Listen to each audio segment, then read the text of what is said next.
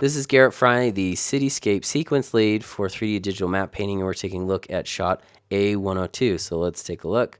You see we're kind of panning across and looking at the city. So this is kind of a late evening city. The sky or the sun is coming in from this direction here.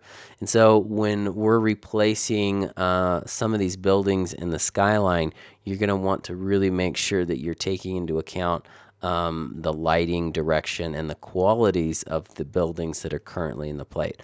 So, just as a reminder, we're changing 50% up to 50% of the buildings in the skyline, and you can do it anywhere from above this line. Everything down here can stay the same. You can change it up here, and when you change things up here, you can put buildings in front of the current buildings in the plate, or you can chop out a building and replace it with sky, or you can put buildings behind other buildings there. So there's a couple of different options just to change it up a little bit and to really enhance these shots.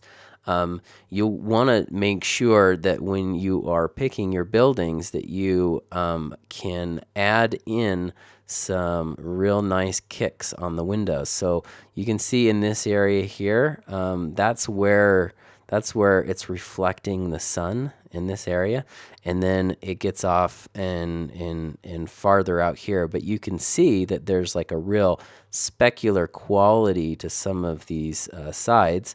Especially in all of this stuff down here. So if you're adding buildings into this area here, you're going to want to be mindful of that. And then the real reflection of the sun kind of falls off, and we don't really see it out here. But we do notice that specular quality of buildings.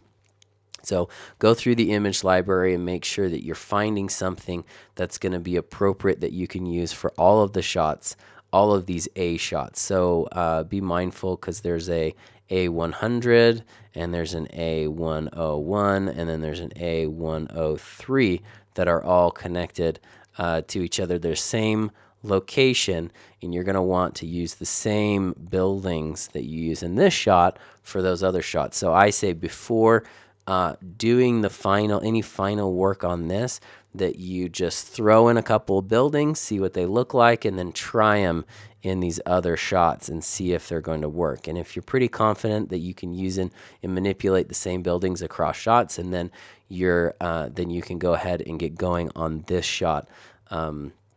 This is one of the ones that are really, is very particularly beautiful because of the lighting and stuff. And so it's kind of a fun shot to work on. So good luck with that. Make sure that before you jump into these shots, you download the image library. The image library consists of nearly 500 raw images. That's 2.27 gigs of buildings from 5 different cities from around the world: Sydney, Wellington, Adelaide, San Francisco, and New Orleans. So there's a huge variety of buildings to choose from. The photo reference includes buildings under all different lighting conditions and angles, so it pays off to familiarize yourself with the materials you're going to use to successfully execute these shots.